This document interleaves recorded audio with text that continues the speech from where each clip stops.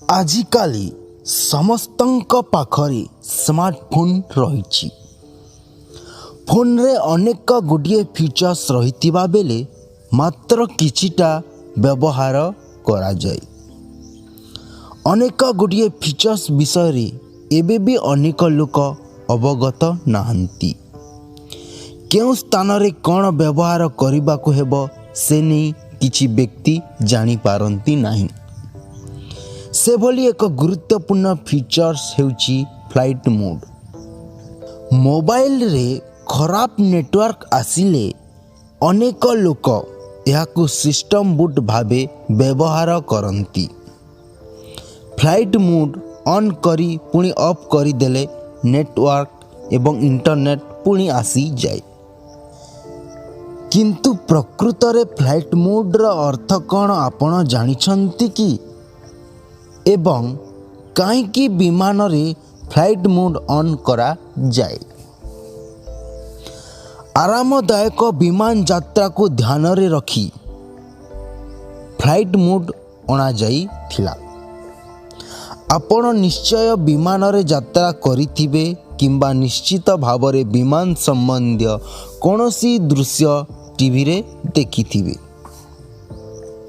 Seat ବେଲ୍ଟକୁ ବାନ୍ଧିବା ପରେ mobile ଫୋନ୍କୁ ଫ୍ଲାଇଟ୍ ମୋଡ୍ରେ ରଖିବା ପାଇଁ କହିଥାନ୍ତି କ୍ରୁ ମେମ୍ବର। ଅନେକ ଫୋନ୍ରେ ଫ୍ଲାଇଟ୍ ମୋଡ୍ କିମ୍ବା ଏରୋପ୍ଲେନ୍ ମୋଡ୍ ଲେଖାଯାଇଥାଏ।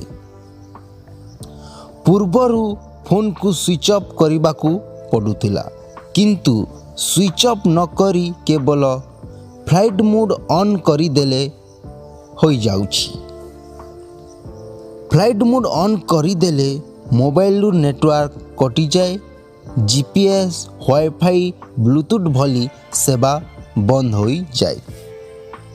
କେବଳ ସେତିକି ନୁହେଁ, ଇଣ୍ଟରନେଟ୍ ଏବଂ କଲିଂ ସେବା ମଧ୍ୟ ବନ୍ଦ ହୋଇଯାଏ। ବିମାନ ଉଡ଼ାଣ ସମୟରେ ପାଇଲଟ ପୁରା ସମୟ କଣ୍ଟ୍ରୋଲ ରୁମ୍ ସହିତ ଯୋଗାଯୋଗରେ ରୁହନ୍ତି। ରେଡ଼ିଓ ତରଙ୍ଗ ମାଧ୍ୟମରେ ଏହି ଯୋଗାଯୋଗ ସ୍ଥାପନ ହୁଏ, ଯାହାକି ବିମାନର ନାଭିଗେସନ୍ ଏବଂ ଯୋଗାଯୋଗ ବ୍ୟବସ୍ଥାରେ ସହାୟକ ହୋଇଥାଏ।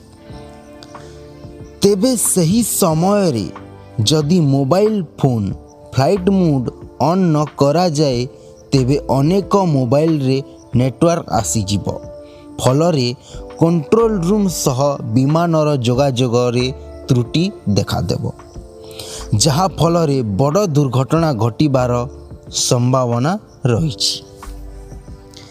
ଏପରି ପରିସ୍ଥିତିରେ ଯଦି ମୋବାଇଲ ସୁଇଚ୍ ଅଫ୍ କିମ୍ବା ଫ୍ଲାଇଟ୍ ମୋଡ୍ରେ ନାହିଁ ତେବେ ପାଇଲଟ ଏବଂ କଣ୍ଟ୍ରୋଲ ରୁମ୍ ମଧ୍ୟରେ ଯୋଗାଯୋଗରେ ସମସ୍ୟା ଦେଖାଦେବ।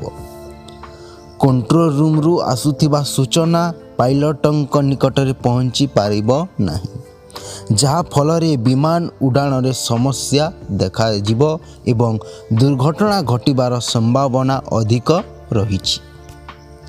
ତେଣୁ ବିମାନ ଉଡ଼ାଣ ଭରିବା ପୂର୍ବରୁ ଯାତ୍ରୀଙ୍କୁ ଫ୍ଲାଇଟ୍ ମୋଡ୍ ଅନ୍ କରିବାକୁ କୁହାଯାଇଥାଏ।